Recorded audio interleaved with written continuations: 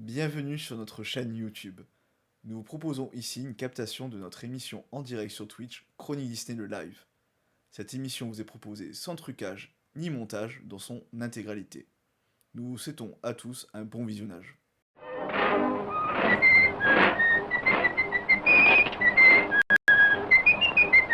Eh bien, il était une fois une princesse. Et cette princesse, c'était... On dirait un conte de fées. To all who come to this happy place, welcome. Et voici le Muppet Show. Et maintenant, je déclare Euro Disney officiellement ouvert. Vers l'infini et au-delà. Je suis ton père. That's his name. Henry Jones Jr. Like Indiana. Mais c'est une armée. Nous, on a un Hulk. I only hope that we never lose sight of one thing, that was all started by a mouse. On chante, on danse, on chasse, on s'embrasse, on rentre à la maison, elle est pas belle la vie. Chronique Disney, le live.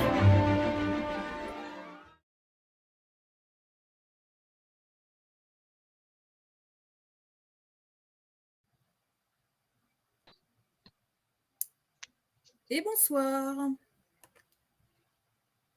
Est-ce que vous nous entendez bien? On va faire le test tout de suite.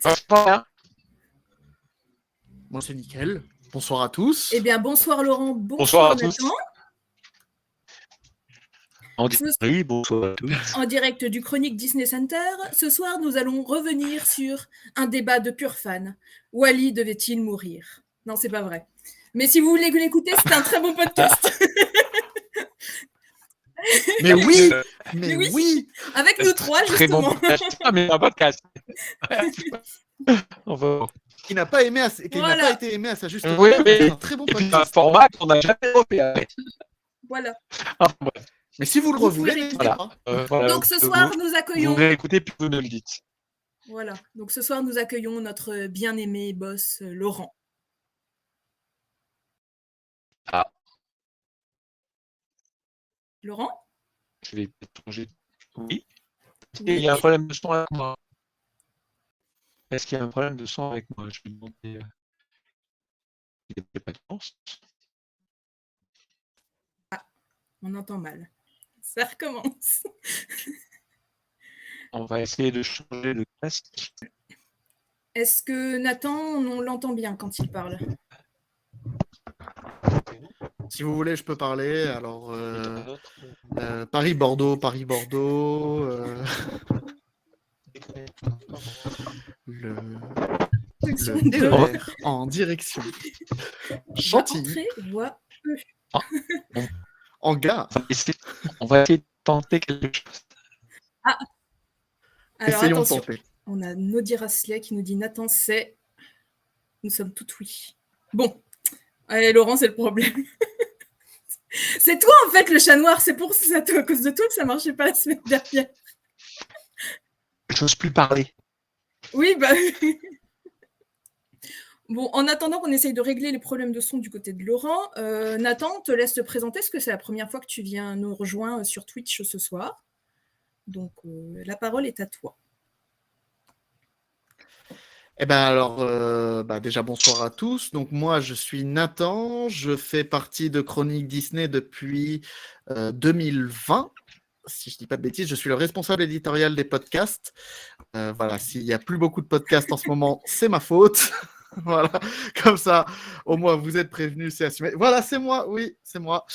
Voilà, alors vous en faites pas, hein, les podcasts vont revenir très bientôt. C'est une situation temporaire un peu problématique, mais tout va se régler. Voilà. Qu'est-ce que je peux vous dire de plus? Fan Disney depuis toujours, féru de pop culture, passionné d'univers high-tech et des médias et de tout ce qui tourne autour de cet univers-là. Voilà, moi je baigne dans cet univers-là qui me plaît beaucoup et j'adore le partager. J'en ai d'ailleurs fait mon métier et j'essaye d'en parler un maximum et de partager mon avis avec d'autres et de connaître les avis des autres pour élargir mon point de vue. Très voilà. bien. Je vais refaire un test de son. Est-ce que ça marche mieux là ou pas? Dites-moi non. Parce que moi, je l'entends très bien, Laurent. Du coup, je suis pas bon juge. Moi aussi. Alors, on peut. Oui,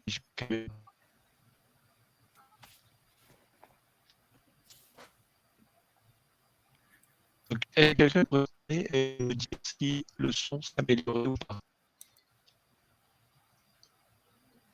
J'aimerais avoir un message dans l'oreillette, si on peut me parler dans l'oreillette.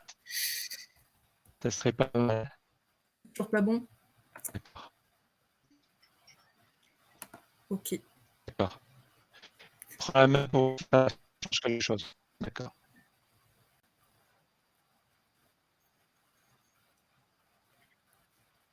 Ok. Alors, du coup, on va prendre un plan B. On coupe le stream. On reprend tout de suite avec un meilleur. À tout de suite. À tout de suite. À tout de suite. C'est coupé là, Romain. C'est coupé. Alors, c'est coupé. Et après, un R. Attends.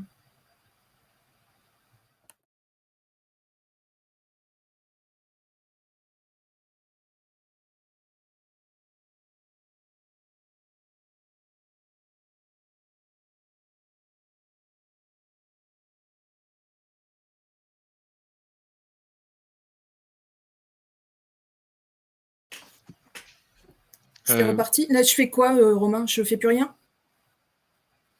Est-ce que là, le son va Tu veux mieux? que je ferme OBS?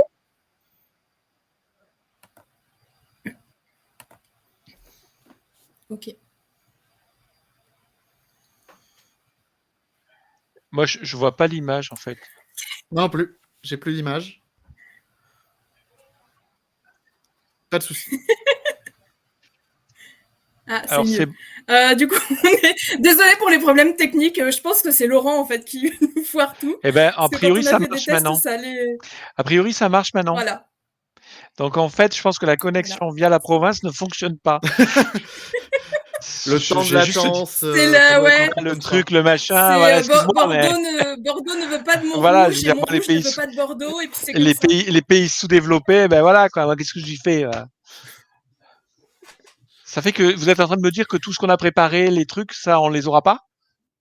Les vidéos, mais bien tout ça? sûr que si, parce qu'on les a gérés avec Romain avant. Vous êtes merveilleux, franchement. Ah, bah tu vois, c'est enregistré. Le son est absolument nickel. On me dit que le son est absolument nickel maintenant, donc je veux rien dire, mais voilà. Bon, bref. Qu'est-ce qu'on fait? On se le refait la totale? On refait un générique? On fait quoi? Non, je crois qu'on est lancé. On est lancé. Bah, ça y est, je nous vois. Ouais. Ah, super. On est voilà. beau. Tu peux continuer. On est beau. Voilà. Du coup, on disait qu'on allait parler ce soir de la chronologie des médias, donc la deuxième prise par rapport à la semaine dernière. J'espère que c'est la bonne cette fois-ci, parce que... T'avais pas prédit qu'on arrêterait à 5? Ça a failli arriver quand même. On a duré jusqu'à 8. Voilà, on a battu, quoi. On est le seul streaming qui arrêtons au bout de 5 minutes en disant techniquement ça ne marche pas. Excusez-nous, au revoir. Du coup, je reprends. Donc ce soir, on va parler chronologie des médias avec donc notre boss Laurent, que vous connaissez tous, et du coup avec Nathan qui s'est présenté tout à l'heure. Laurent, tu voulais nous faire un petit historique de la chronologie des médias? Oui, parce que je pense que pour bien saisir l'importance de ce débat et sa spécificité bien française, il faut un petit peu remonter dans l'histoire. Comme souvent, c'est en connaissant le passé qu'on peut mieux envisager le présent et prévoir un peu mieux l'avenir, ou du moins savoir ce qui peut se passer. Donc, la chronologie du média est presque je ne veux pas dire de bêtises, mais tu me corrige Nathan, mais il me semble que c'est vraiment une invention franco-française à l'origine. Alors, elle a été copiée par d'autres pays, mais on peut dire qu'on est le seul pays à avoir une norme aussi rigide et aussi universelle, en ce sens où elle concerne tous les aspects de l'audiovisuel. Donc, elle vient d'où cette chronologie des médias? Elle vient, j'ai envie de dire, de particularités bien françaises.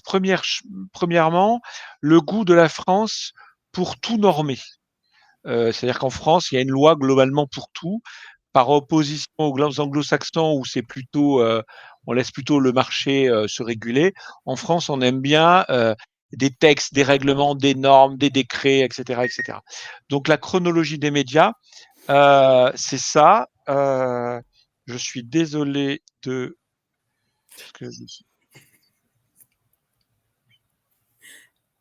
C'est Laurent. Il n'y a pas de souci. Ouais. Pardon, je suis désolé. Mais non, mais il n'y a pas de problème. C'est les aléas du direct, c'est mon boulot qui m'envoie quelque chose. Et j'étais obligé parce que c'était la ligne rouge. Alors bref, cette chronologie du média vient donc du goût de la France de tout normaliser. Et pourquoi elle vient d'où en fait? Elle vient. La France est l'inventeur du cinéma, donc très rapidement le cinéma a pris de l'ampleur importante en France et est arrivé un petit média à côté qui au départ a été vu un petit peu comme le petit cousin qu'on met dans le coin, c'est la télévision. Or, très rapidement, avec le développement de la télévision à l'échelle, disons, nationale, donc là, on se situe à la fin des années 50, début des années 60. On est quand même passé très rapidement d'une France sans téléviseur à une France avec quasiment un téléviseur par foyer. Eh bien, le monde du cinéma a commencé à s'inquiéter en se disant mais c'est bien beau ce développement de la télévision, mais ça va vider les salles de cinéma. C'est un phénomène qu'on avait déjà observé aux États-Unis. Mais les Américains ont réagi de façon différente. Eux, ils ont développé la Technicolor, etc., la 3D pour essayer de garder les gens dans les salles. Nous, en France, on se dit, oh là là, il va falloir faire quelque chose. Et donc, les lobbies se sont mis en place, et notamment le lobby du cinéma a demandé à l'État d'intervenir pour protéger en fait le média cinéma par rapport à la concurrence de la télévision. Donc, on est dans les années 50, 60, 70. Donc, je vous rappelle qu'à l'époque, il n'y a que 3 chaînes de télévision. Ce n'est que des chaînes publiques. Donc, on est vraiment à une époque où la télévision commence à midi, s'arrête à 22h. Enfin bref, ces 3 chaînes publiques qui, avant 1975, ne se font pas concurrence, appartiennent au même groupe qui s'appelait la RTF et l'ORTF. Et à partir de 75, on crée une sorte de fausse concurrence en créant 3 chaînes publiques, toujours, qui appartiennent à l'État, mais qui se font concurrence. Et c'est là où il va y avoir un gros effort sur les programmes. Et notamment, la télévision française va se rendre compte que le cinéma est quand même un gros vecteur d'audience. Donc, qu'est-ce qu'elle va faire? Elle va vouloir en diffuser. Et là, le cinéma va dire, aïe, aïe, aïe, aïe, moi, quand vous diffusez du cinéma sur vos antennes, vous videz mes salles de cinéma. Donc, il faut qu'on fasse quelque chose. Donc, le législateur va intervenir et va interdire à la télévision la diffusion de films de cinéma, notamment certains jours. C'est-à-dire que le cinéma à la télévision française est interdit le mercredi, il est interdit le vendredi, il est interdit le samedi et il est autorisé le dimanche à partir de 18h. Et c'est là que je vous ai préparé une petite vidéo qui est assez amusante. Donc, on est dans les années 70. TF1 est une chaîne publique et la première chaîne la plus regardée par les Français. Elle fait à peu près 80% d'audience, il faut se rendre compte. Et elle crée un rendez-vous qui s'appelle le cinéma du dimanche soir. Ça dit bien ce que ça veut dire. C'est-à-dire qu'elle va diffuser tous les dimanches soirs, et à l'époque, le prime commence à 20h30. Un film de cinéma qui va faire des audiences mais absolument monstrueuses. Et elle lance, avant de lancer ce film, donc à l'époque il y a très peu de publicité et le programme, la soirée commence dès 20h30. Tu m'as peut-être coupé, je sais pas. Et donc elle commence le cinéma, elle lance son film avec ce générique iconique qu'on vous a préparé, que je vous laisse regarder.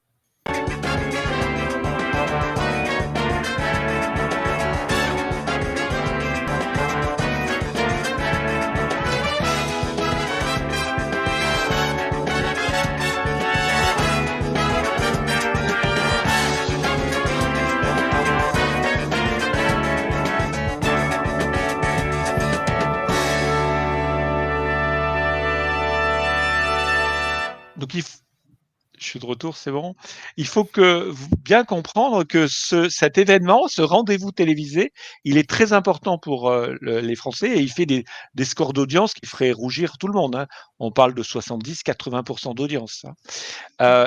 Comme on est quand même une chaîne, un site de fans Disney, je vous ai préparé avec Ludivine une autre coquetterie qu'on va lancer juste après. Je vous l'explique ce que c'est. Donc, on est d'accord qu'en France, on a TF1.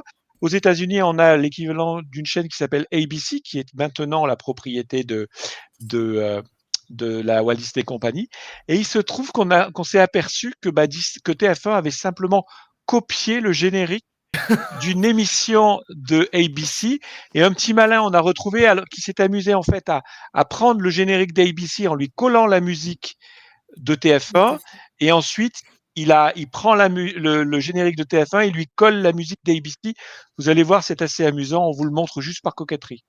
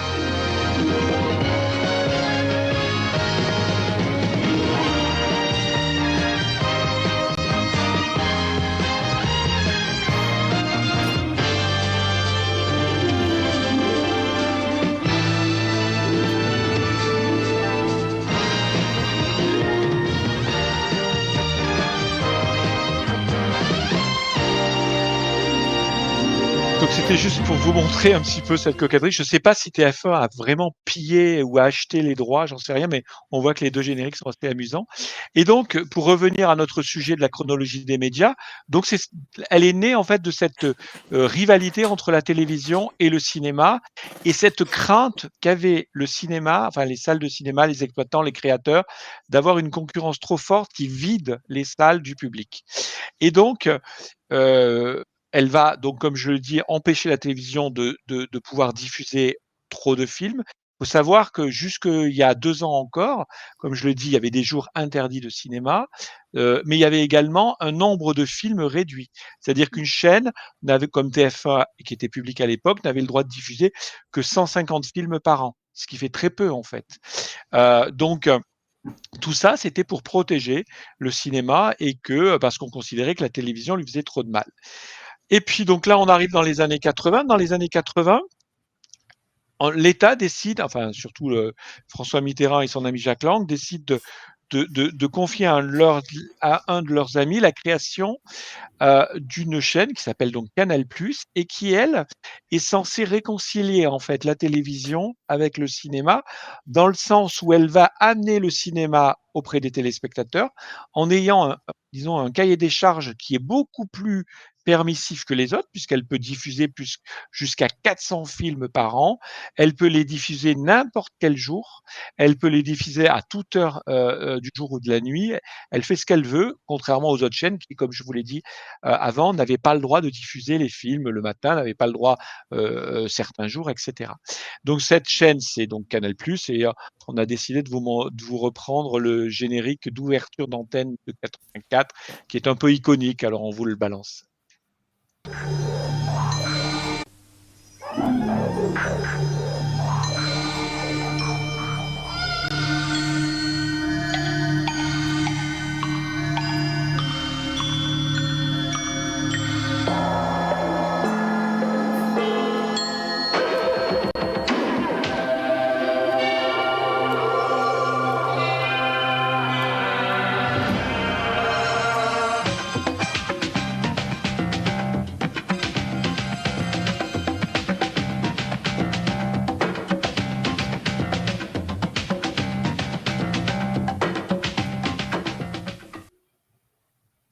Alors là, on est en 84 et on ne sait pas encore à l'époque que c'est cette chaîne-là qui va venir nous polluer la vie 40 ans plus tard, en 2022. C'est cette chaîne-là, c'est ce concept-là. On en reviendra plus tard et on vous expliquera pourquoi et comment. Alors, il faut savoir que donc Canal+, pas que, évidemment, oui, là, je force les traits. J'essaie de teaser un peu pour forcer les traits, mais pas que, effectivement. Mais c'est donc, il faut savoir que donc Canal+, quand il a été créé, elle a eu donc énormément de dérogations pour diffuser les films, mais en contrepartie, on lui a mis énormément d'obligations et notamment d'obligations d'investissement dans le cinéma, dans la production cinématographique. J'insiste bien sur le terme production cinématographique parce qu'on le verra plus tard, c'est cette justification qui lui fait bénéficier de ce statut particulier et qu'elle protège jalousement et encore aujourd'hui. Et donc, on va juste continuer un petit peu de notre historique. 84, c'est la création d'un canal qui a une double mission, réconcilier le cinéma et la télévision et utiliser la télévision pour financer le cinéma. Et en 86, on libère les ondes de la télévision et là, on commence à créer des chaînes privées. Et ces chaînes privées vont rapidement se rendre compte que le cinéma est quand même un vecteur d'audience important et comme elles vivent de l'audience, de l'audience et de la publicité, elles vont beaucoup le mettre en valeur elles vont le mettre en valeur même, j'avais envie de dire, en trompant un peu le public. Et je vous ai montré une petite pépite qui dure une petite minute d'une chaîne qui est donc qui a fermé depuis, qui s'appelle donc La 5. Et vous allez voir l'habillage qu'elle faisait de ces soirées. Il faut savoir que la chaîne diffusait tous les soirs un film, sauf que c'était pas fatalement du cinéma, mais c'était presque présenté comme étant du cinéma. Je vous montre le générique et surtout, écoutez bien ce qui est dit à la fin de la séquence, la façon de présenter les films. Non, là, c'est pas le bon. Demain soir, Wolfen. Hard cette enquête. Maîtriser une horde de loups qui tuent et dévorent le Bronx. D'après certains ragots de comptoir, ce seraient les Indiens. Lundi, meurtre, au 43e étage. Elle mourait d'impatience de commencer son travail de directrice de télé, mais elle ignorait qu'elle allait aussi mourir de peur. Oulala que c'est haut. Mardi, on continue à l'appeler Trinita. Terence Hill et Bud Spencer sont carrément des bœufs en voleurs de bêtes à cornes. Peut-être auront-ils plus de chance avec les brebis galeuses du couvent. Mercredi, histoire vraie, confession privée. Inconscient, refoulement, fantasme. Prêtez l'oreille à ces confessions privées. Ce psychiatre veut les rendre publiques. Demain soir, Wolfen. Lundi, meurtre au 43e étage. Mardi, on continue à l'appeler Trinita. Mercredi, confession privée suivie d'un débat, la psychanalyse. Cinéma ou télévision, la 5, tous les soirs, un film. Alors, vous aurez remarqué que la voix off dit cinéma ou télévision, la 5, tous les soirs un film. Il faut savoir qu'à l'époque, il existe une version de ce générique où la voix off dit simplement la 5, tous les soirs un film. Sauf que c'était évidemment des mauvais téléfilms américains, ça n'avait rien à voir avec des films de cinéma. Donc, l'équivalent de la Haute Autorité ou du CSA ou de l'ARCOM de l'époque a demandé à la 5 de ne pas tromper le téléspectateur. Et c'est pour ça qu'à la fin du générique, il y avait marqué CI ou TV pour bien montrer que les films n'étaient pas... mais tout l'habillage, vous remarquerez que c'était une espèce de une pellicule dans tous les sens, etc. Tout était fait pour faire croire que c'était du cinéma, en fait. Ah bah, on a l'impression que ça présentait que des classiques, hein. Oui, puis alors c'était des classiques de qualité, monsieur. Ah bah là, c'était du cul et de la violence. Alors, franchement, quand j'ai vu la bande-annonce, j'ai honte de ne pas avoir vu de ces films. Hein. Ah ouais, c'est vraiment des trucs. Moi aussi, je veux voir le film où c'est la faute des Indiens. Là. Voilà, c'était vraiment. Mais alors tout ça pour dire que donc la télévision avait besoin du cinéma pour faire de l'audience et le cinéma lui voulait se protéger de la télévision, était d'accord pour prendre l'argent, mais ne voulait pas que les films, les salles se vident. Et ça, on est dans les années 80. Juste avant d'enchaîner sur les années 90, on montre peut-être une dernière coquetterie toujours en vidéo. Puisque maintenant la Fox, enfin l'ancienne Fox, maintenant Century Pictures, appartient à Disney. Toujours sur la 5, on va vous montrer un petit générique qui simplement copie la Fox. On le regarde.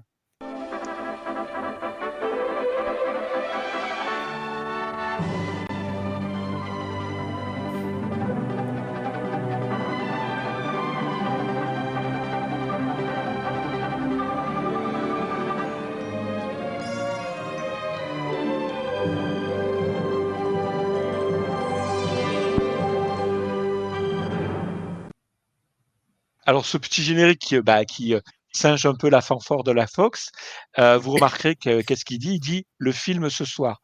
Peu importe que ce soit un film, un téléfilm ou un film, c'était vendu comme un film. Ce qui est important, donc, on est dans les années 80, et puis dans les années 80 commence à arriver la VHS. Dans les années 90 va commencer à arriver les services VOD, les années 2000, etc. Et donc tout ça vient bousculer la relation toujours entre le cinéma, mais pas simplement la télévision. Le cinéma et tout ce qui l'environne, tout l'audiovisuel qui est autour de lui, c'est-à-dire le marché de la vidéo, c'est-à-dire ensuite les plateformes, etc. Donc, il a fallu faire du ménage, et à chaque fois que ces éléments sont arrivés, le cinéma, les représentants du cinéma ont toujours estimé qu'il fallait préserver des fenêtres de tir pour le cinéma, sauf que en fait, jusque-là, c'était ceux qui avaient le pouvoir, c'était les gens du cinéma qui demandaient au gouvernement d'intervenir et de légiférer pour mettre des fenêtres de tir pour les ventes de VHS, mettre des fenêtres de tir pour la diffusion des cinémas, des films de cinéma à la télévision. Mais à partir des années 90-2000, c'est plus vraiment le lobby du cinéma qui intervient pour préserver cet équilibre, c'est celle dont je vous parlais tout à l'heure, c'est Canal+, qui a décidé, qui est assise sur un tas d'or et qui décide de préserver jalousement et de le maintenir, cette chronologie des médias qui est en sa faveur, puisque la fenêtre de tir qui lui est attribuée date de la création de la chaîne en 1984. C'est un principe qui dit que, comme c'est une chaîne payante qui finance le cinéma, elle a droit à des privilèges vis-à-vis du cinéma. Et donc, elle préserve jalousement tout ça.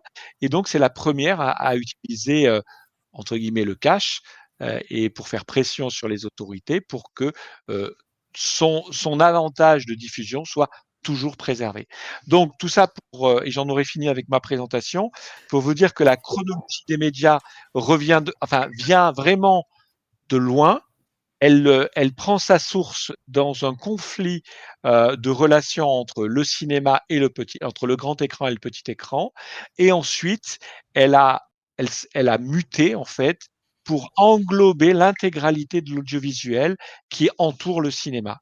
Et de cette situation est né des carcans, un système que moi j'estime totalement sclérosé, qui fait qu'actuellement, elle pose question et autant elle trouvait des justifications à une époque, autant à mon sens maintenant, elle handicape le cinéma. Mais on va pouvoir en débattre.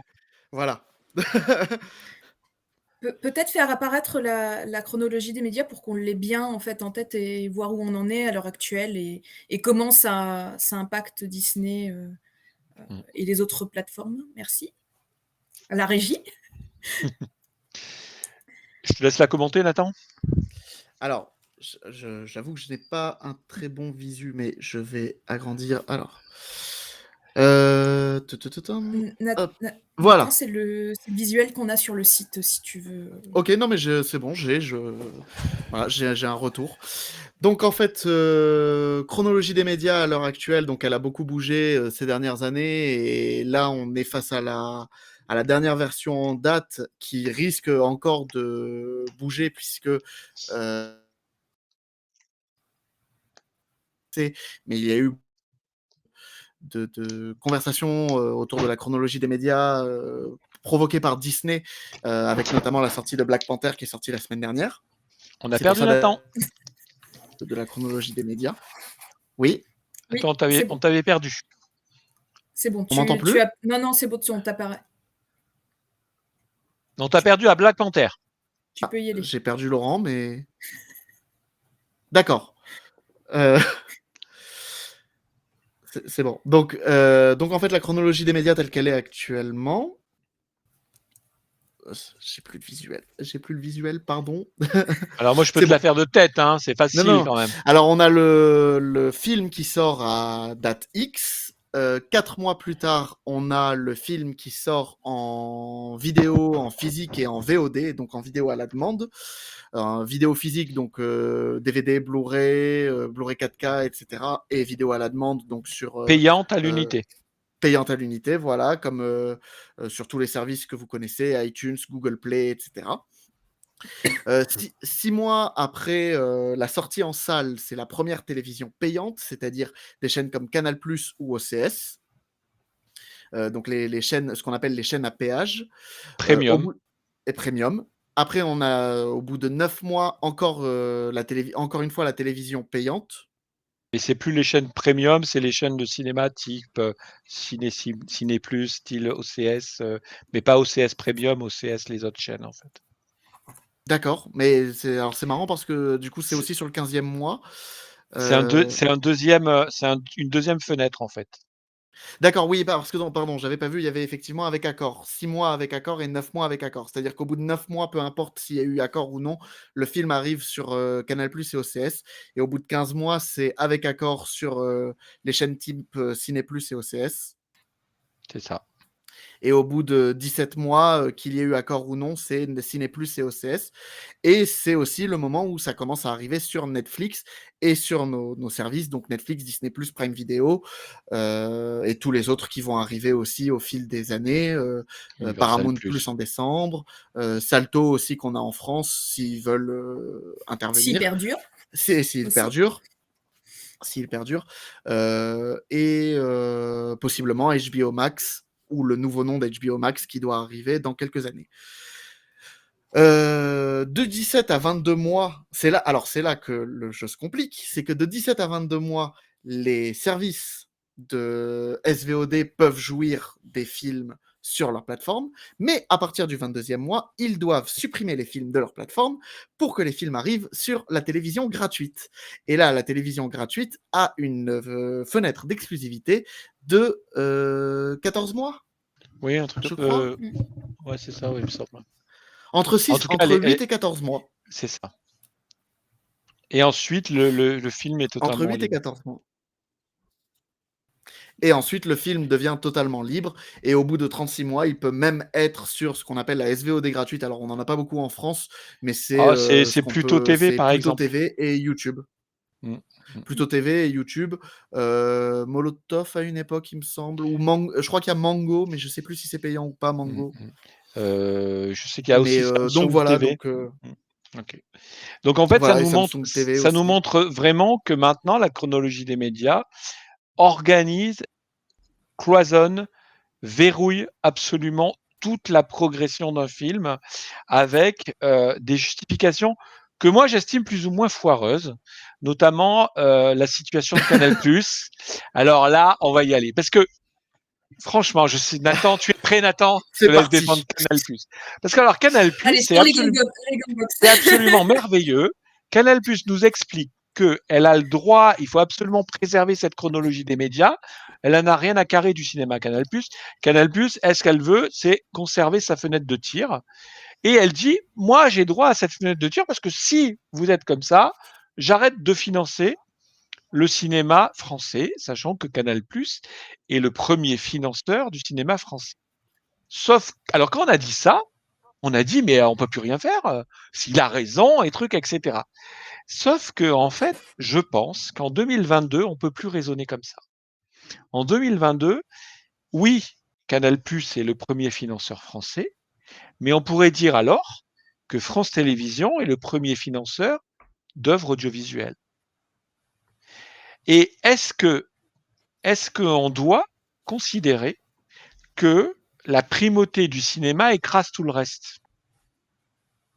Est-ce qu'un groupe comme France Télévisions, qui investit énormément dans la création française, c'est le premier groupe à investir, si on considère et si on ne hiérarchise pas les séries, les téléfilms et le film de cinéma, les groupes sont au même niveau d'investissement.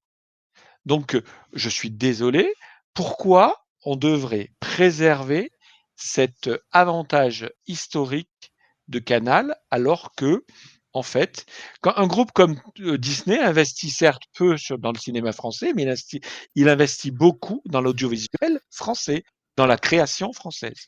Bah, en fait, En ratio, évidemment, par rapport à son chiffre d'affaires Oui, en oui, France. bien sûr. Ouais, évidemment. Bien sûr, mais en fait, la réponse se trouve dans le fait que Canal+ est payant là où France Télévisions est gratuit. Oui. Bah, voilà, c'est la fin du live. Merci. Mais non, mais oui, mais juste, alors, je vais te répondre. Ben, moi, je te réponds Non. un truc très simple. Disney+ est payant, Canal+ est payant. Ils devraient être traités de la même façon. Alors, c'est là où, ouais. c'est là où on peut se rejoindre. C'est-à-dire que c'est vrai qu'aujourd'hui, on est arrivé. En fait, la chronologie des médias telle qu'elle a été. La chronologie des médias telle qu'elle est mise en place aujourd'hui et a essayé de s'adapter avec le raisonnement d'hier C'est au ça. monde de demain. C'est exactement ça. Ça, on est d'accord. On est encore assis sur des schémas, des paradigmes qui sont vieillots et qui disent, voilà, moi je considère que la chronologie des médias sert à défendre le cinéma. Non, la chronologie des médias, pour moi, elle doit servir à défendre la création française. Et dans la création française, je mets le cinéma, mais je mets aussi les œuvres de téléfilms, les œuvres de séries, etc. Et c'est ça. Et non, la chronologie des médias, pour le moment, elle protège qu'un seul opérateur, c'est Canal. Alors, alors oui, tu peux, alors on peut voir les choses comme ça, mais parce que, alors, oui, c'est ça. Laisse-le parler, Laurent. Non, mais en gros, pour revenir un petit peu, oui, effectivement, la chronologie des médias protège beaucoup Canal, c'est vrai, mais en même temps, Canal est un opérateur français. Et donc, la chronologie des médias étant une loi franco-française, elle protège en fait tous les acteurs français de l'ensemble de la chronologie des médias. Mais aujourd'hui, il faut, vu que les acteurs américains arrivent sur le marché et que la chronologie des médias a très bien compris qu'il fallait faire payer les acteurs américains dans la production française, puisque c'est le cas aujourd'hui. Netflix, alors si Netflix, Disney+, Amazon Prime, etc. veulent pouvoir diffuser les films plus rapidement, ils sont obligés d'investir 20% de leur chiffre d'affaires dans les productions audiovisuelles françaises. Ce que la plupart des acceptent, ce que la plupart des opérateurs acceptent, des offres de streaming acceptent.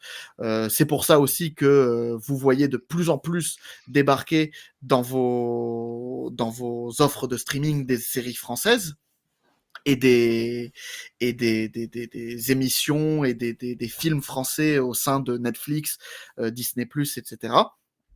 C'est pour ça que et d'ailleurs, je prends, alors pour rester sur Disney+, pas pour parler forcément de Netflix, mais pour rester sur Disney+, c'est même a même commencé à financer des séries qui ne sont pas diffusées en premier lieu sur sa plateforme. C'est le cas par exemple de la très bonne série En Thérapie, qui est tout d'abord diffusée sur Arte, qui a une première fenêtre d'exclusivité d'abord sur Arte et qui ensuite finit sur Disney+, mais qui d'abord commence sur Arte. Mais bon, donc tout. C'est des coproductions en fait. C'est une coproduction. Je sais pas si c'est une coproduction, mais sûrement peut-être. Mais je pense. Je sais plus. Je sais qu'il y a marqué sur la deuxième saison, en fait, il y a marqué avec la participation de Disney+. Donc j'imagine que ça sous-entend que c'est une participation financière. Oui, c'est une participation financière, mais après ça dépend du niveau d'implication. Une participation financière, en fait, ça correspond à des fenêtres de tir de diffusion. Et ça te permet d'avoir, mais ça ne te donne pas de droit sur l'œuvre ad vitam aeternam. Non, bien sûr. Hein, c'est pas la même chose que Disney qui produit Black Panther, par exemple. Par exemple, oui, bien sûr. Bien sûr. Mais donc, pour recentrer sur la chronologie des médias, donc tu disais que Canal était le service privilégié, en fait, par la chronologie des médias. Mais en réalité... C'est vrai, ça, on est d'accord. Alors, oui, Canal est un service privilégié par la chronologie des médias, mais avec les désavantages qui vont avec. C'est-à-dire que Canal est le premier financeur du cinéma français, suivi par le CNC et par les chaînes de télévision publiques. Mais en réalité, ce qu'on voit dans la chronologie des médias telle qu'elle est actuelle, c'est qu'en fait, les chaînes de télévision privées gratuites sont aussi énormément privilégiées par la chronologie des médias, puisqu'elles ont cette fenêtre de tir exclusive du 22 au 36e mois, où elles sont les seules à pouvoir bénéficier du... Mais je suis pas d'accord avec ça, parce qu'en fait, qu'est-ce qui se passe sur cette fameuse fenêtre de tir d'exclusivité? On a les chaînes privées gratuites, enfin les chaînes gratuites privées au public d'ailleurs, qui ont cette fenêtre de tir. Sauf que la personne qui lui vend le film peut décider dans son contrat de dire « tu fais sauter cette fenêtre ». A contrario, les chaînes vont dire oui, mais tu me le vends moins cher.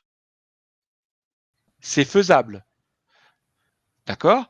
Le problème, c'est que, mais ce qui, moi, me navre dans cette histoire, c'est qu'on demande, si on reprend l'exemple de Disney, on dit à Disney, tu as été le producteur de Black Panther, donc ça va passer par tout le truc, ça va arriver ça sort au cinéma, ça arrive sur Canal, ça arrive dans les services VOD sur Canal, ensuite sur les services les services payants, ensuite les chaînes payantes du câble du câble et compagnie, et ensuite in fine les chaînes gratuites. Et on va dire à Disney, alors ton film qui t'appartient, qui est à toi, tu le retires de ta plateforme le temps que ce film est mis à disposition et vendu en diffusion aux chaînes gratuites. Oui. Mais c'est juste. Là... Mais je veux dire, non mais une fois encore. Mais c'est là que c'est scandaleux. Mais oui, on est d'accord. C'est scandaleux, mais le problème c'est que d'où ça sort cette histoire ? Que tu dises une plateforme comme Disney+ qui achète des œuvres, elle achète des œuvres qui sont pas à elle, elle le met sur ses plateformes et elle a des contraintes. Ça, j'arrive à comprendre. Mais que toi, producteur, tu ne peux pas décider la destinée de ton film. Tu peux pas décider ce qui va devenir.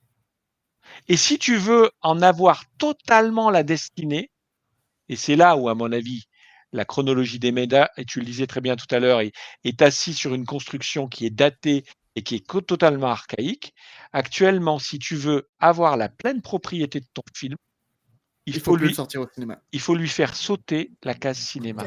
Bien sûr. Ce qui est d'une violence inouïe. Parce que quand on regarde ce qui s'est passé avec Black Panther, en 5 jours, il fait 1,5 million. Je pense que les salles de cinéma sont contentes d'avoir Black Panther. Évidemment. Parce qu'en fait, Disney, là, parce qu'on accuse souvent Disney de pas vouloir financer le cinéma. Mais il me semble que sur les billets de cinéma, le CNC se sert grassement et avec cet argent finance le cinéma français. Voilà. Et avec cet argent, et 1,5 million là qui ont boosté la semaine de cinéma avec Black Panther, à mon avis, et là on ne crédite pas Disney, mais Disney ou les autres majors, parce que le problème va se poser avec Universal+, le problème va se poser avec toutes les autres plateformes. On ne crédite pas les majors américaines de l'apport qu'elles font en vente de tickets en salle de cinéma. Oui, mais ça, après, c'est la législation française. C'est-à-dire que quand ils arrivent sur le marché français, ils acceptent le jeu de la législation française. Comme oui, ça mais peut si ce jeu est équilibré comme il pouvait l'être à une époque où la chronologie des médias n'était pas encore devenue aussi perverse qu'elle ne l'est, pourquoi pas ? Mais là, actuellement, la chronologie des médias, elle est totalement archaïque et comment tu peux défendre un système qui est fait pour protéger la création française et qui, in fine, t'incite à ne pas sortir ton film au cinéma. Ah oui, non, mais je suis tout à fait d'accord avec toi. Je suis tout à fait d'accord. Et ça choque personne. C'est-à-dire que, en fait, non, mais la chronologie des médias telle qu'elle est aujourd'hui, elle est arrivée au pied du mur. C'est-à-dire que si on continue à avoir des législateurs, parce que c'est le législateur en fait qui décide de la chronologie des médias, entouré des groupes, mais au final, c'est pas tout à fait vrai. C'est d'abord les professionnels qui doivent déterminer la chronologie des médias, et s'ils ne se mettent pas d'accord, c'est le législateur qui intervient et qui dit vous n'êtes pas mis d'accord, j'applique le droit européen et ça sera ça. Oui, mais théoriquement, ils devraient arriver à se mettre d'accord.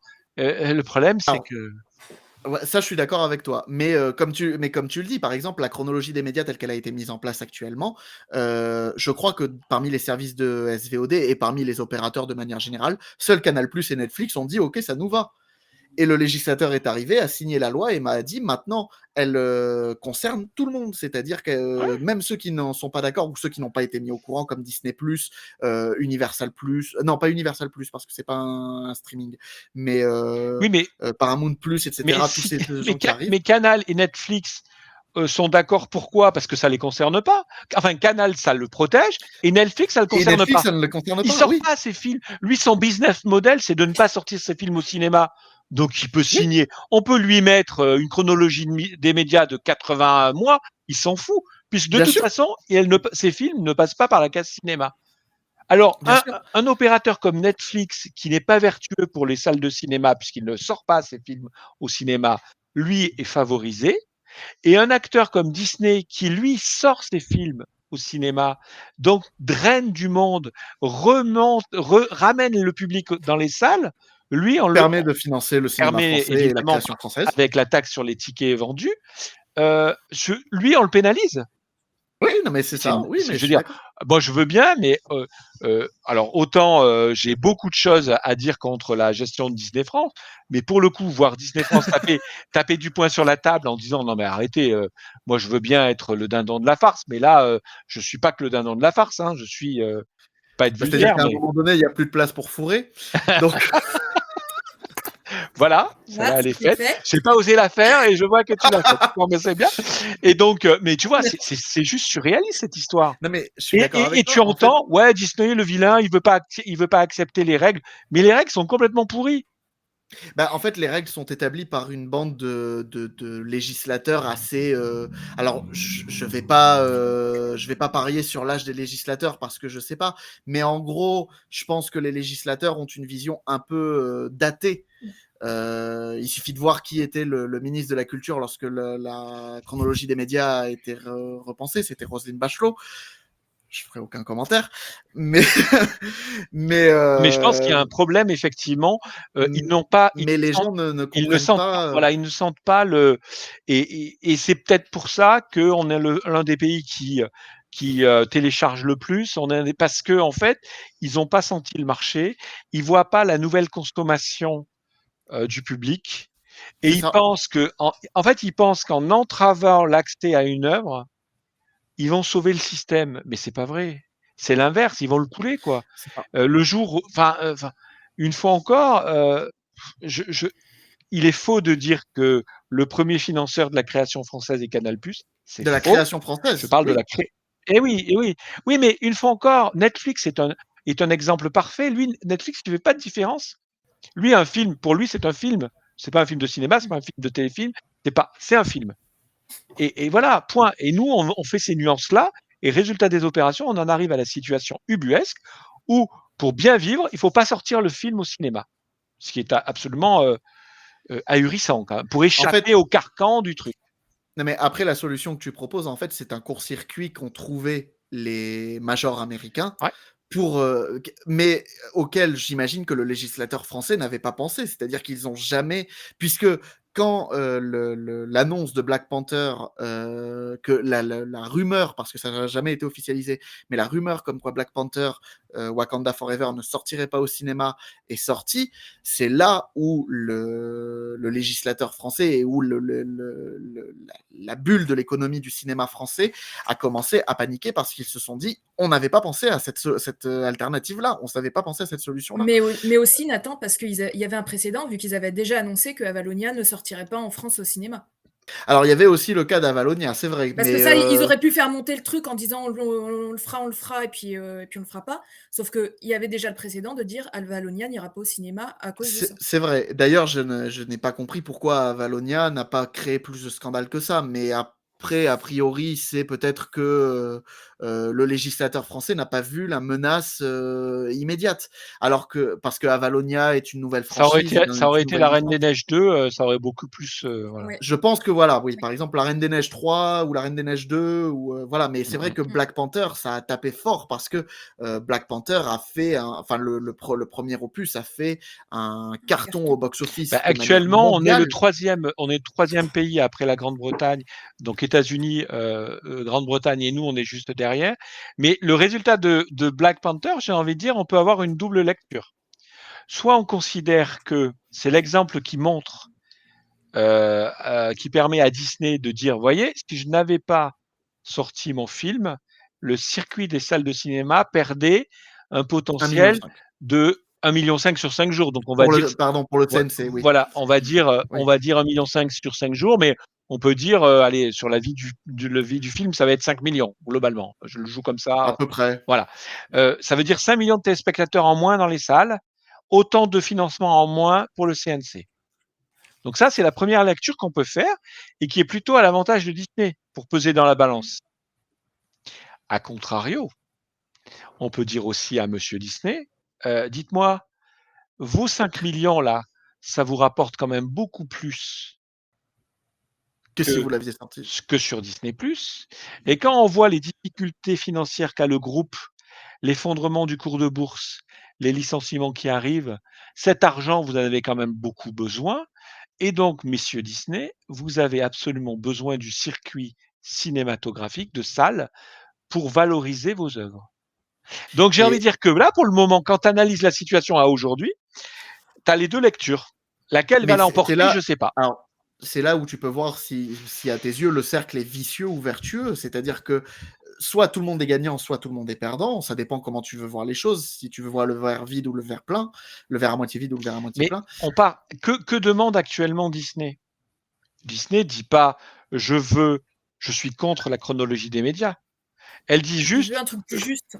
Elle dit juste je veux quelque chose d'adapté et notamment je ne veux pas de cette fenêtre d'exclusivité pour les chaînes gratuites qui intervient. C'est là où on est d'accord. Donc j'ai envie de dire le législateur, s'il n'est pas trop bête, il va dire moi je ménage les jeux. Qu'est-ce qui va se passer?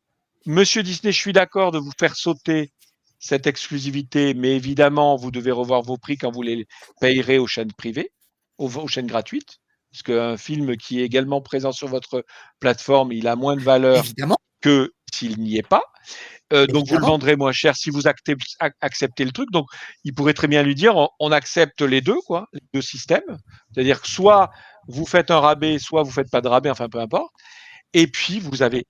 Il n'y a pas grand-chose. Le pas, il n'est pas compliqué à faire. Sauf que, je le redis, la situation de Black Panther, les résultats de Black Panther, tu peux avoir ces 2 lectures en te disant que, en fait, ça démontre que Disney est dépendant du cinéma, ou ça démontre au contraire que les salles de cinéma françaises sont dépendantes de Disney. Tu peux faire les 2 lectures, et c'est vraiment un partout balle au centre. Hein. Surtout que, pour rebondir un peu sur l'actualité, HBO Max a annoncé ce matin que, après analyse de l'année, je crois que c'était l'année 2021, où ils ont voulu faire une sorte de formule hybride où ils sortaient à la fois leurs films au cinéma et en salle, et où ils ont essayé aussi de sortir leurs films uniquement au cinéma et sur HBO Max, et où ils ont essayé aussi également de sortir leurs films uniquement sur HBO Max, et qu'ils se sont rendus compte que ça ne rapportait pas assez et que c'était pas une formule qui était assez viable pour un studio comme Warner ou pour Disney. Netflix y arrive, mais très Netflix mal. Ne gagne pas d'argent. Hein. Voilà, Netflix ne gagne pas d'argent. Hein. C'est une bulle spéculative. Je ne sais pas si le chat est au courant, mais voilà, c'est important de le dire. C'est que les gens investissent dans Netflix en espérant qu'un jour ça marche, mais c'est une bulle spéculative et elle risque un jour d'exploser. Mais de toute façon, il va se passer là. On est vraiment... il va y avoir une sorte de maturation du marché. Le modèle des plateformes qui consiste à dire j'investis comme des fous dans le contenu et pour le moment j'ai pas de revenus, ça n'aura qu'un temps. Hein. Et d'ailleurs, on commence à le voir, hein, parce que quand tu vois Disney qui dit je vais proposer les 2 premiers épisodes d'Andor sur ABC, Hulu, Freeform, etc. Ils sont en train d'hybrider, je ne sais pas si le terme existe, tous les modèles. Parce qu'ils se rendent compte que, bah oui, mais Andor, c'est un produit d'appel qui peut aussi marcher sur ABC, qui va me rapporter de la publicité, des recettes publicitaires et supporter la chaîne. Pareil pour Freeform, pareil pour Hulu. Et ils vont commencer à se dire, moi, je suis désolé, et je pense que nous, consommateurs, il va falloir s'habituer à se dire, en fait, les œuvres vont être disponibles sur la plateforme sur laquelle je suis abonné, mais elles vont être peut-être disponibles ailleurs. La plateforme premium sur laquelle je suis ne va me garantir que le premier accès, en fait, l'exclusivité. C'est-à-dire que Andor, je le verrai en avant-première sur Disney+, mais je pense qu'à terme, Disney va se dire, mais moi, il faut que je l'exploite ailleurs, il faut que je le vende à ABC pour qu'il me rapporte du cash, il faut que je le vende à d'autres chaînes, et on va se rendre compte qu'il va y avoir une sorte d'hybridation des modèles de diffusion, et qu'est-ce qui va se passer? On verra peut-être ce qu'on avait que lorsqu'il n'y avait que la télévision, hein, c'est-à-dire que le film sort au cinéma, puis à la télévision, puis exploité en DVD, en truc, en machin. bah là, ça va être pareil, sauf que la première case de diffusion va être la plateforme. Ça va d'abord passer sur la plateforme pour ensuite arriver ailleurs. Et c'est ça que ça devrait être. C'est-à-dire que, après, la chronologie des médias est venue aussi pour protéger l'ensemble des acteurs du marché du cinéma et de l'audiovisuel français. Alors, ça marche ou ça marche pas. Mais en attendant, c'est vrai qu'aujourd'hui, chacun a sa place au sein de la chronologie des médias. Mais certains n'ont plus la place qui leur a été attribuée. Et je pense, par exemple, au format physique, les Blu-ray, les DVD et le VOD, qui n'ont plus, en fait, de raison d'être. Enfin, alors attention, je dis pas qu'il faut arrêter d'acheter des Blu-ray, des DVD, de la VOD, etc. Mais je pense qu'aujourd'hui, quand on a une plateforme comme Disney+, ou Paramount+, ou un autre major comme Warner, par exemple, quand ils vont arriver en France, pardon, ceux-là doivent maintenant réussir à privilégier aussi leur plateforme au lieu des DVD et Blu-ray à cette place-là. Exactement. Le Blu-ray et le DVD va devenir aujourd'hui un objet de collection que les cinéphiles et les collectionneurs vont s'acheter. Et en fait, c'est ça aussi qu'il faut que les studios et les majors comprennent, et le marché de manière générale. C'est qu'aujourd'hui, quand on achète un DVD et un Blu-ray, on n'achète pas vraiment le film, on achète l'objet de collection, l'objet de collection, voilà. Mais c'est là où on se rend compte que le problème de la chronologie des médias, c'est que donc elle a été pensée à une autre époque pour gérer des problèmes d'une autre époque, et résultat des opérations. Et en plus, elle met du temps à évoluer. C'est ça. Et elle a toujours ce train de retard qui fait que ça plombe tout le truc. Alors qu'elle devrait être avant-gardiste. Mais elle devrait être avant-gardiste, et elle devrait aussi acter le changement de comportement des acteurs, mais aussi des consommateurs. Actuellement, si je me faisais la réflexion, maintenant, quand tu vois qu'une place de cinéma te coûte 15 €, bah, tu choisis le film que tu vas voir. Hein. Évidemment. Parce qu'à 15 €, tu y vas peut-être pas toutes les semaines, surtout si tu as une famille. Hein. Tu y vas pas toutes les semaines. Donc, et là, actuellement, ils sont en train de développer notamment des salles un peu premium, où j'ai vu les prix des billets sont à 20 €. 20 €, je suis désolé. Donc, pour l'expérience. On est bien. Ouais, c'est l'expérience. Ouais, t'as des super fauteuils, t'as des trucs. Tu vas pas voir n'importe quel film dessus. Voilà, tu vas pas voir ce que moi j'appelle, c'est pas de moi, c'est un pote, la fiction du lundi. Hein, tu vas pas voir, tu sais, ces espèces de films français qui ressemblent à des téléfilms, quoi. Et justement, alors, la chronologie des médias aussi est là pour faire ces films. Mais est-ce que c'est utile de faire ces films pour qu'ils prennent ce circuit-là? Ces films-là, ils ont à être sur des plateformes, sur des chaînes de télé, mais pas au cinéma. Oui, mais la faute à qui? La faute à qui? La faute aux chaînes de télévision gratuites. Non, et non, justement. C'est pas forcément Canal qui va les diffuser. Alors c'est pour ça que c'est pour ça que je vais m'expliquer un petit peu.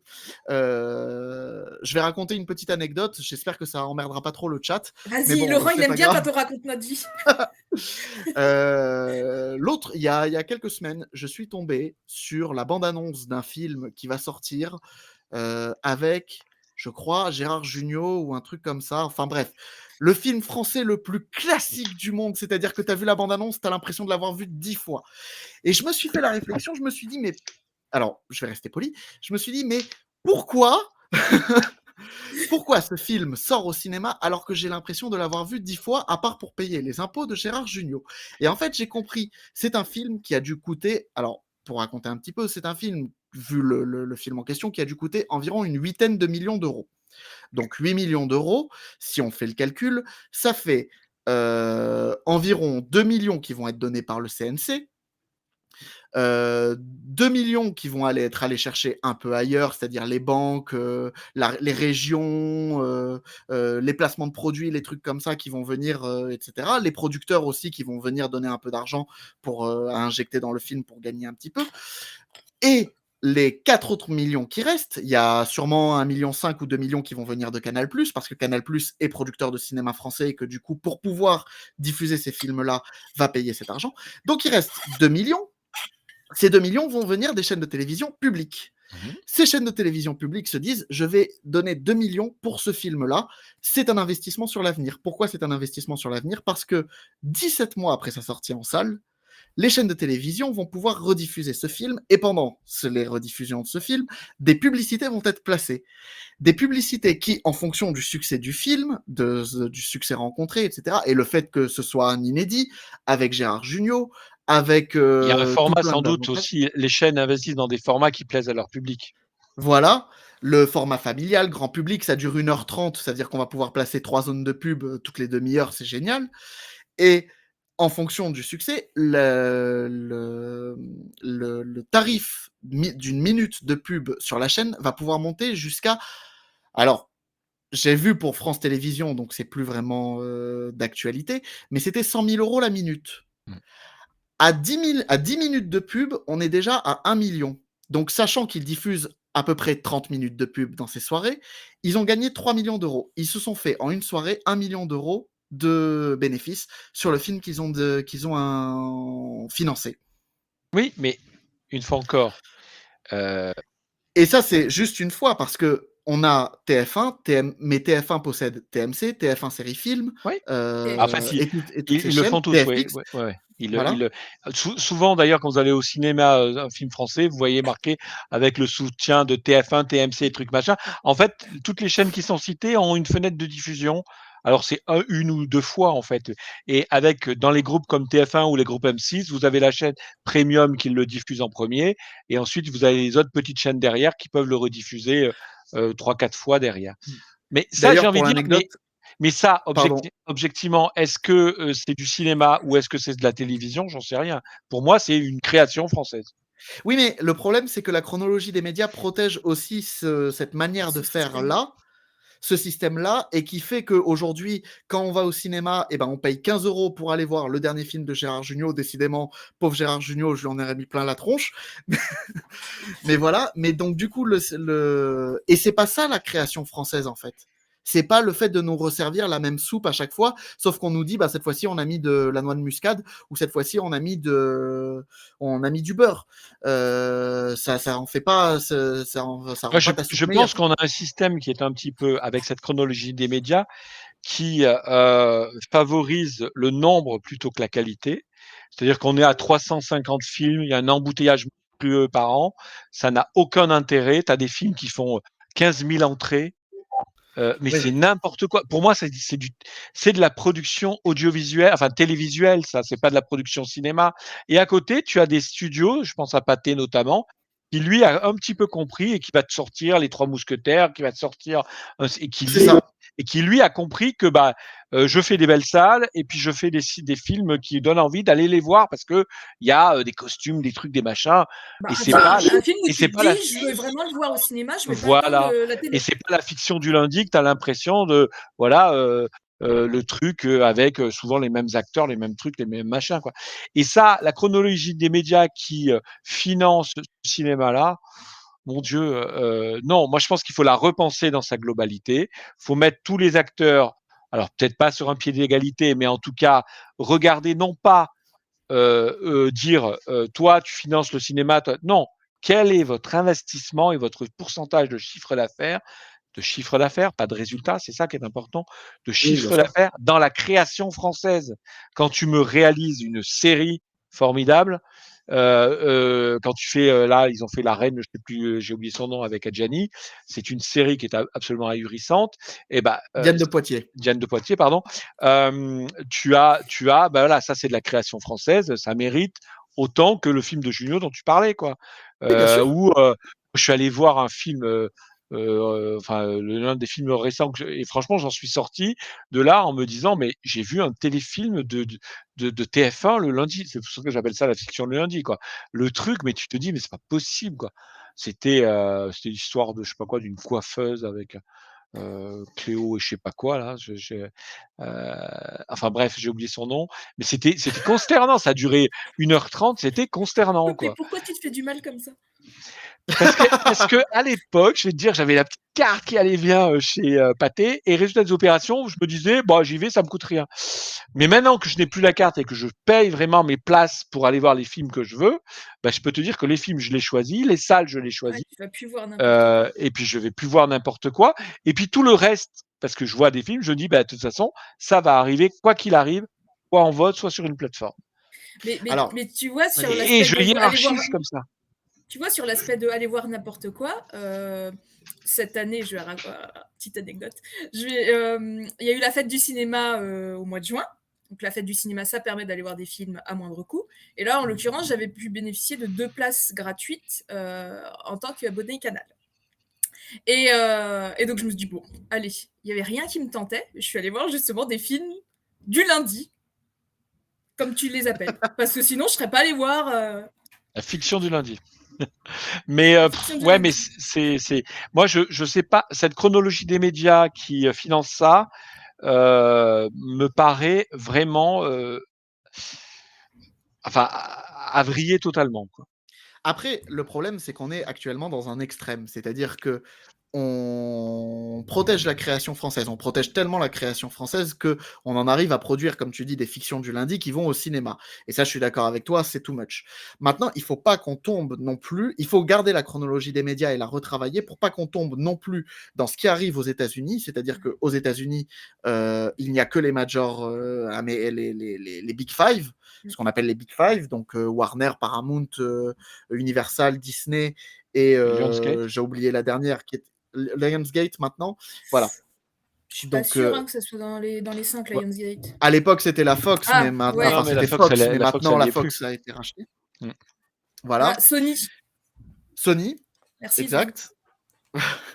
Donc les 5 qui et c'est eux maintenant qui ont 80% non, mais on du peut cinéma sincèrement le but du jeu. Donc... Non, mais le but du jeu, c'est pas de comparer les Américains. Il faut rester normé. La chronologie des médias n'est pas une mauvaise idée.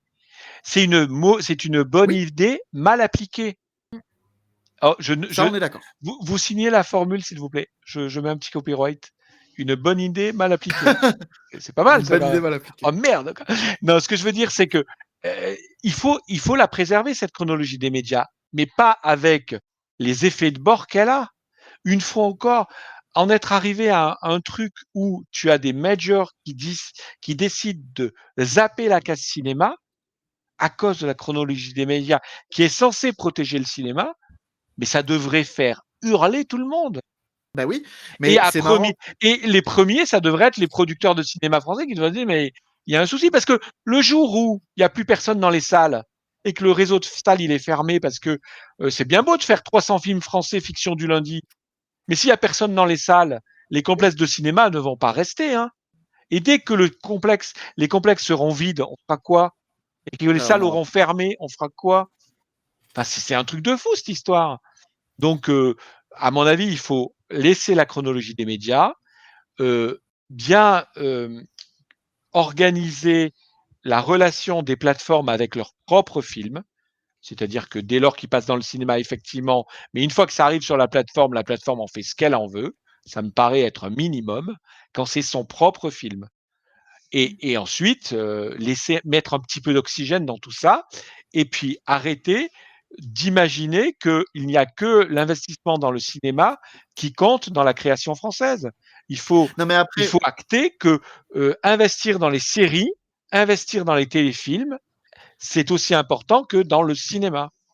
Alors attention, parce que l'argent qui part dans les tickets, le 1 euro de chaque ticket de cinéma qui va au CNC, le CNC ne finance pas que les films. Hein. Alors oui, mais la proportion est quand même très importante sur les films, tu vois ce que je veux dire? Oui, bien sûr, mais il doit y avoir, ça doit être 70 ou 80%. Si je prends un exemple, est-ce qu'il ne vaut pas mieux un Lupin, une série Lupin en termes de création française pour faire rayonner la création française à travers le monde sur Netflix que la fiction du lundi, les 300 fictions du lundi qu'on nous propose à longueur d'année en salle en France? Oui, mais parmi les 300 fictions du lundi... Alors, je suis d'accord avec toi, mais le problème, c'est que parmi les 300 fictions du lundi, il y a des pépites quand même. Il suffit de voir que, par exemple, je pense à Titan, je pense à... alors, ça remonte un peu, mais il y a Au revoir Titan, là-haut. j'appelle pas ça une fiction du lundi non plus. Enfin... Alors, oui, mais techniquement, sur le papier, en fait, vu le budget, vu le scénario, vu le casting, etc., c'est en fait l'équivalent d'une fiction du lundi. C'est juste qu'on a Julia Ducournau, mais alors. Ouais, c'est ça, mais c'est quoi une fiction du lundi? C'est quel type de film français on est prêt à aller voir en salle? Moi, je suis prête à aller voir plein de films français. Alors il y en a certains, comme tu disais Junio, mais moi, j'irais plutôt Clavier. Je suis plus capable. Hein. Voilà. Mais alors, par exemple, une fiction du lundi qui a vachement bien marché et qui méritait de recevoir son financement et qui a fonctionné, c'est par exemple Les Crevettes Pailletées.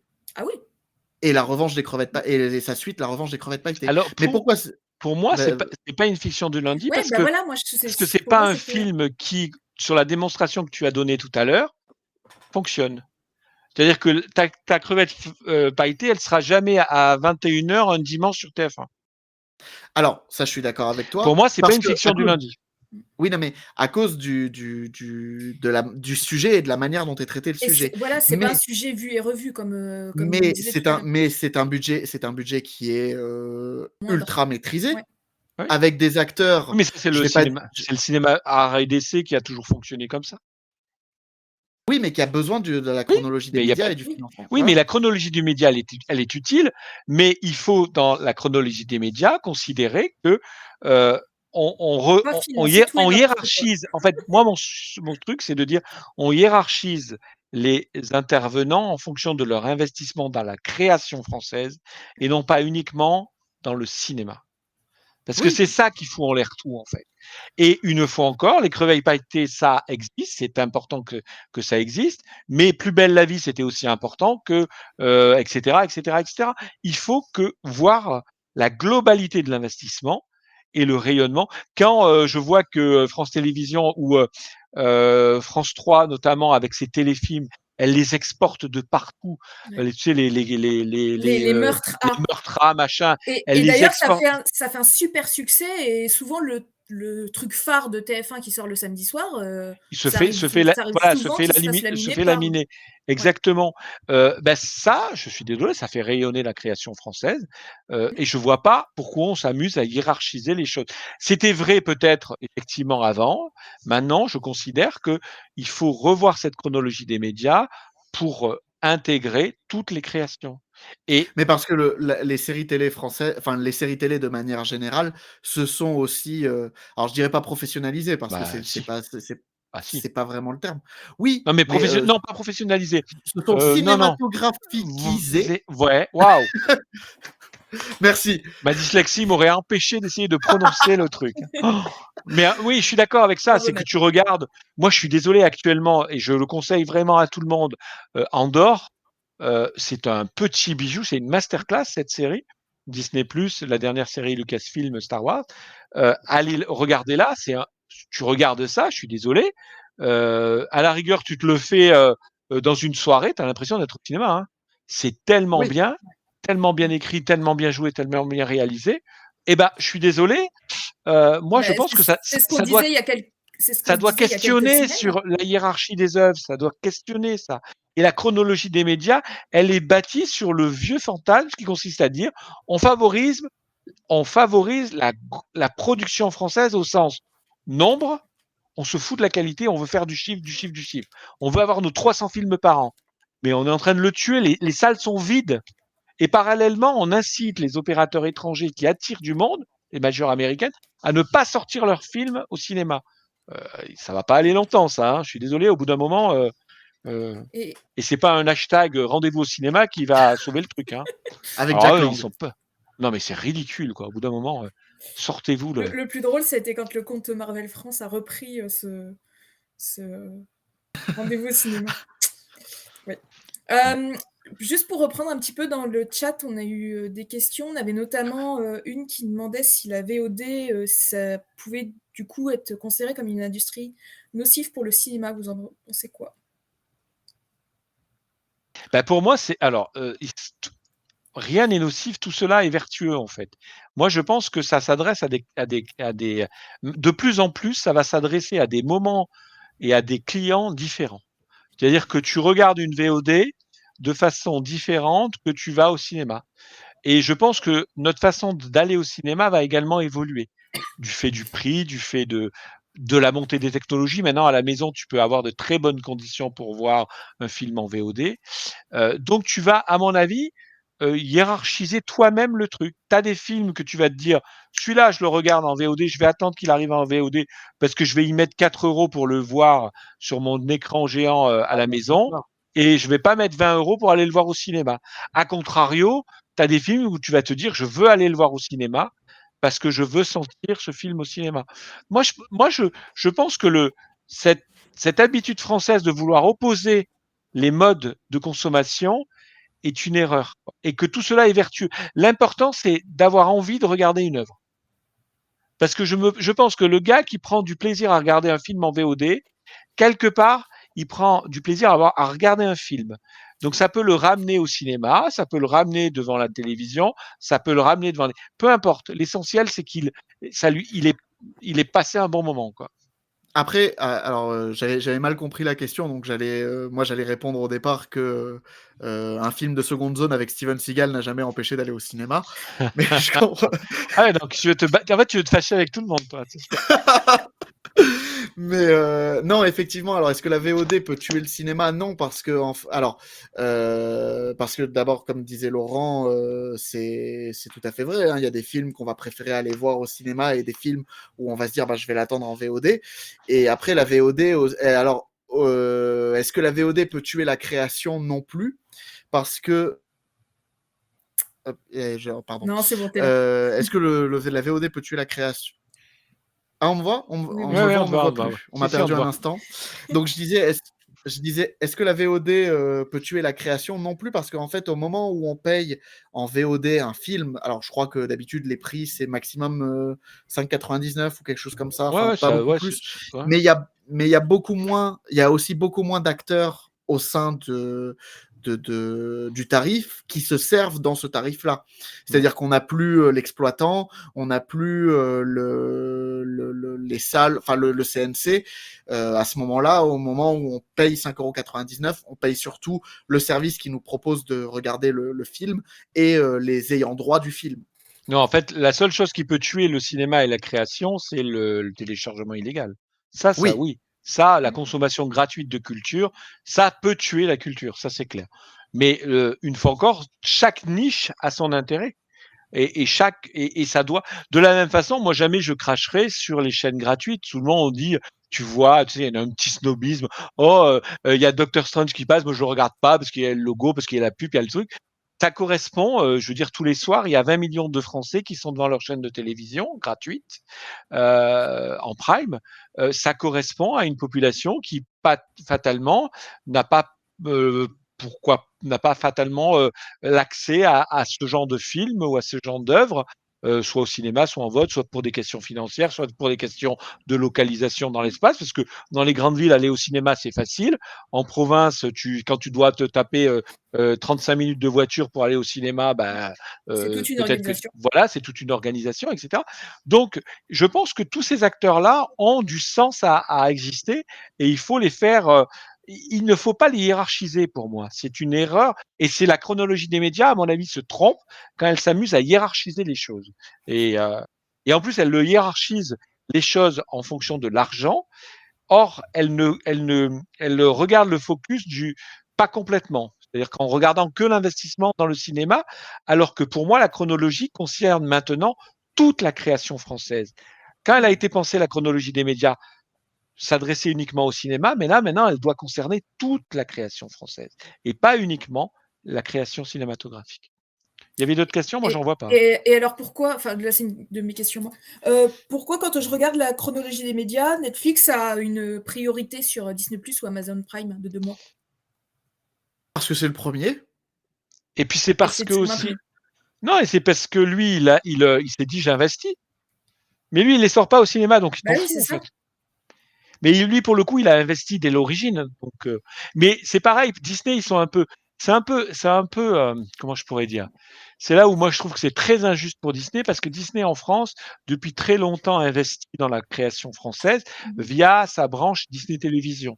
Disney Channel est une chaîne qui a énormément soutenu la création française d'animation. des succès comme Miraculous sont dus en partie à Disney Channel et à Disney Télévision France. Mais cet investissement-là, il n'est pas comptabilisé parce qu'il n'est pas dans le cinéma. Alors que quand tu regardes vraiment ce qu'a apporté Disney France à la création française, t'as pas à rougir, quoi. Mais non, comme c'est pas le cinquième art, on considère que t'es pas à ton niveau de quota. Je comprends que ça va pas cette histoire. On peut pas. Pour moi, il y a un vrai souci. Une fois encore, elle est mal pensée. Elle ne correspond plus à l'époque, cette règle des chronologies des médias. Mais j'insiste bien sur le fait que je suis favorable à une règle des chronologies des médias, mais pas celle qui est actuellement en place. Il y a Ouais, bien Zuzé sûr, on est d'accord. qui complète en rajoutant les chemins de l'école qui Ouais, avait obtenu le César du meilleur documentaire. Oui, typiquement, Les chemins de l'école, c'est un documentaire qui a été financé par Disney France. Et donc, elle a su. Mais là, c'était quand même c'était du cinéma. Donc, ça comptait, en fait, dans son quota. Mais les investissements dans Miraculous, dans toute l'animation française, qui est soutenue vraiment par Disney Télévision, je trouve ça un peu navrant que ça ne lui soit pas crédité. Quand tu vois la volée de bois vert que se prend Disney dans sa demande simplement d'avoir plus d'équité dans son traitement de la chronologie des médias, où on reproche à Disney, oui, tu veux pas respecter la règle, oui, tu veux pas financer, c'est pas vrai. Quand tu regardes les faits, ce n'est pas vrai. Disney est un gros financeur en France, à hauteur évidemment du chiffre d'affaires qu'elle fait en France. Après, Disney est allé un peu au forceps avec sa proposition de ne pas sortir Black Panther Wakanda Forever au cinéma. Je suis d'accord avec toi pour faire bouger les choses. Voilà, ils étaient tout à fait dans leur droit, mais après il y a aussi un passif de Disney et la France qui a gêné pas mal de personnes et qui font qu'il y a un ressenti aussi à chaque fois que Disney fait ce genre d'action. Je pense par exemple à ce qui s'est passé avec Mulan ou ce qui s'est passé avec Soul. Soul moins grave quand même, mais Alerte Rouge. Alerte Rouge, par exemple, a eu ce problème aussi. C'est-à-dire que Mulan et Alerte Rouge ont profité tous les deux d'une certaine publicité dans les cinémas pour au final que Disney dit et une publicité pour dire le film va sortir au cinéma, pour au final dire ah bah non, le film sortira sur Disney+. Oui, après c'était. Il faut quand même se dire que c'était à une époque. C'était une époque différente, oui, voilà, je suis d'accord. Il y avait une période exceptionnelle. Alerte Rouge, c'était quand même un peu limite. Hein. Oui, c'est d'accord, mais enfin bon, moi C'était cette année. Hein. Oui, je suis d'accord. Mais bon, et puis je pense aussi que on oublie aussi la volonté de Burbank de mettre au pas Disney France derrière, oui, bien sûr. Disney France et sur ces sujets-là est plutôt aux ordres de Burbank, et que je pense que si on avait fait un sondage dans le staff de Disney France sur Black Panther, pour eux, il n'y avait pas de sujet, on le sortait au cinéma. Bien sûr. Mais c'était Burbank qui tapait du poing sur la table en disant parce que des États-Unis, c'est ce que je disais tout à l'heure quand on a fait la petite rétro historique, c'est vu nos normes, notre chronologie des médias, c'est vu comme une anomalie administrative, voire quasi soviétique. Hein. Oui, mais on parle d'un pays où ils comprennent pas un film à partir du moment où il y a des sous-titres et où voilà, quand on leur montre Parasite, ils disent ah il y a des sous-titres, j'ai pas envie de voir ça. Ou quand c'est en noir et blanc, ils demandent à être remboursés. Quand on leur a montré The Artist, ils demandent à être remboursés parce qu'ils disent le film il est pas correct, il est pas en couleur. Donc bon.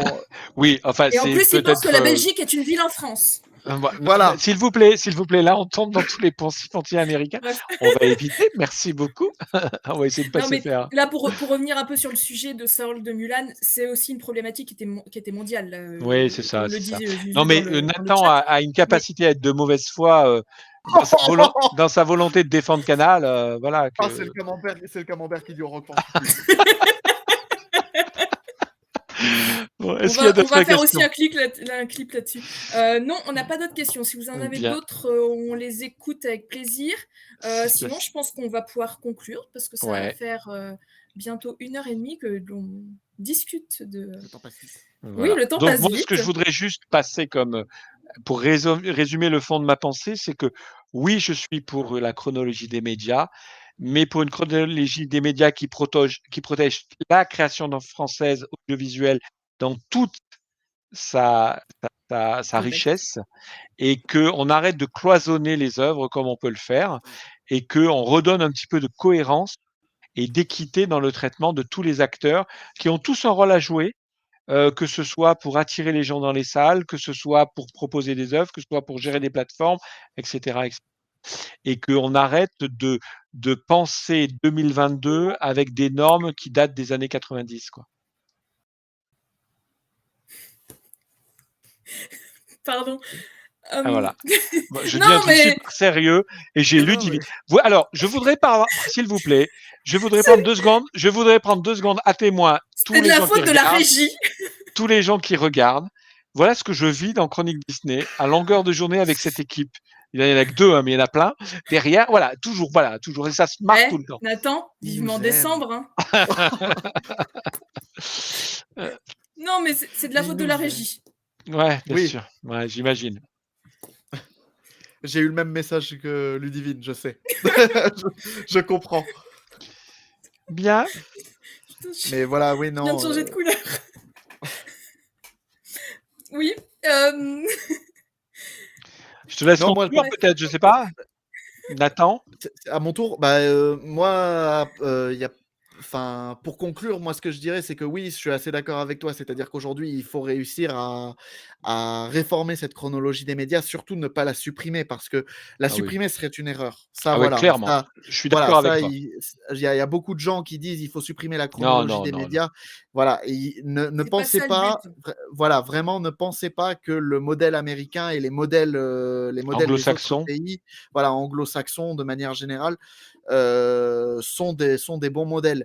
N'oubliez pas que quand vous allez au cinéma, vous voyez beaucoup de films français et beaucoup de films français de moyenne qualité, ça on est d'accord, mais on voit plus de films italiens, on voit plus de films espagnols, on voit plus de films allemands, on voit plus de films de différents pays. On a des rares exceptions. Éventuellement, parce qu'ils vont avoir l'Oscar du meilleur film étranger. Voilà. Ça Et ne croyez pas que c'est parce que ça ne s'exporte pas, c'est que ça n'existe plus. Là où nous on sort 250 ou 300 films par an, eux s'ils en sortent 50, c'est le bout du monde. Ils n'ont plus d'économie grâce à ça. Enfin, ils n'ont plus d'économie à cause de ça, justement, parce qu'ils n'ont pas eu la chronologie des médias. Ils n'ont plus d'industrie, merci. Et nous, elle est maintenue grâce à la chronologie des médias. Donc la chronologie des médias n'est pas à supprimer, elle est à réformer.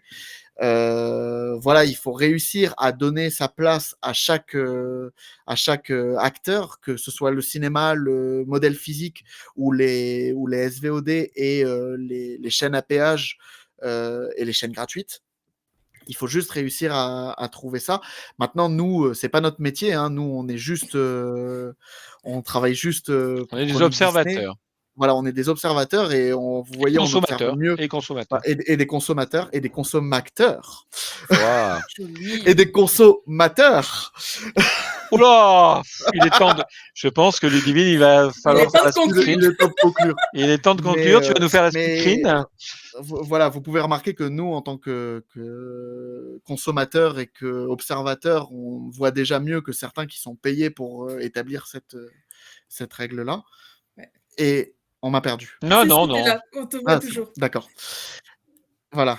D'accord. Parfait. Donc voilà, donc nous on voit déjà mieux les problèmes que certains qui sont payés pour ça. Donc enfin voilà, c'est ce qu'il faut surtout, c'est réussir à réformer cette chronologie des médias et trouver les bonnes personnes qui comprennent les bonnes problématiques pour réformer cette chronologie des médias. Et ça, c'est pas gagné. C'est clair. Ça sera le Ludivine. Mot de la fin, c'est pas gagné. Et notre speakerine Ludivine va conclure cette émission. Wally devait-il mourir? Pardon.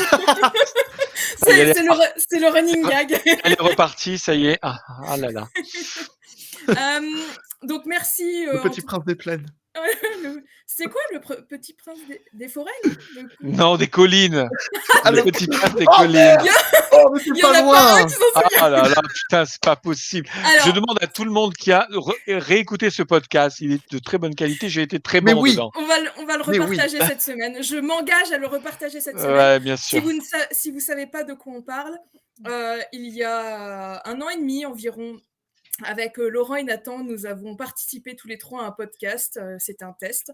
Et Un test de l'objectif, format. c'était un test de format, ouais. Et l'objectif, c'est de déterminer, de laisser 2 chroniqueurs s'écharper autour d'un sujet.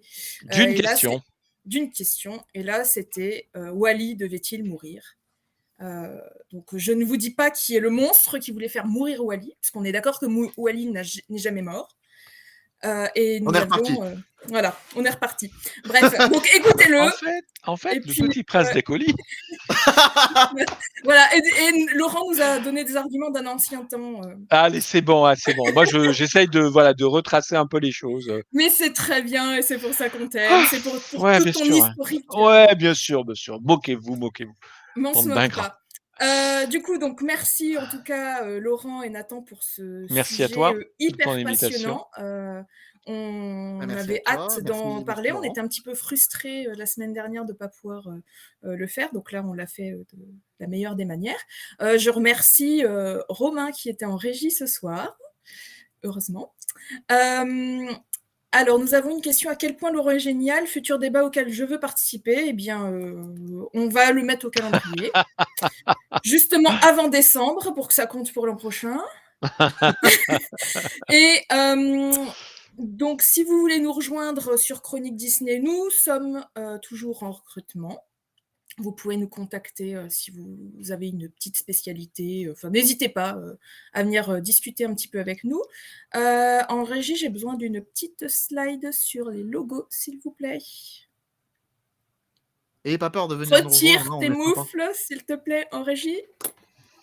Il est là ou il n'est pas là? Merci! C'est quoi ce truc? C'est quoi ce fond là qui nous a fait? Merci. Magnifique. Du coup, Chronique Disney. Chronique Disney, c'est le site, le navire amiral sur lequel vous pouvez retrouver toutes nos fiches. ChroniqueDisney.fr. ChroniqueDisney.fr. Chronique est aussi présent sur des réseaux sociaux, donc Facebook, Twitter, Instagram. Vous pouvez retrouver les lives, les anciens lives Twitch et ainsi que les podcasts sur YouTube. Nous sommes aussi présents sur Letterboxd avec tout plein de listes. Vous pouvez déterminer à quel pourcentage de films Disney vus vous en êtes. On est également présent sur LinkedIn. Chronique Disney, c'est aussi son forum, Disney Central Plaza, donc avec plein de sujets sur lesquels vous pouvez aller réagir. Nous sommes également présents sur Deezer et Spotify avec nos playlists. On en a une nouvelle qui est sortie aujourd'hui, qui est consacrée à la visite d'Adventureland. Et sur Spotify et Deezer, vous pouvez aussi écouter et réécouter, ainsi que sur toutes les plateformes dédiées, nos podcasts qui sont admirablement faits par Nathan. Quand il les fait.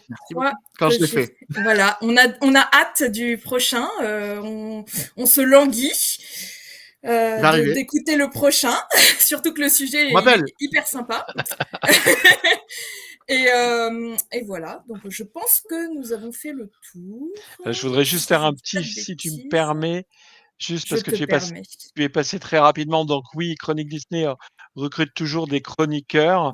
On a des besoins un peu dans tous les thèmes. Donc si vous aimez écrire, si vous aimez administrer, intervenir, créer, vous avez etc. des compétences sur Twitch. Voilà, si vous avez des compétences et que vous avez envie de vous mettre au service de la communauté des fans Disney par notre intermédiaire, vous n'hésitez pas à nous contacter, à postuler. Vous utilisez pour cela les messageries soit de Facebook, soit de Twitter.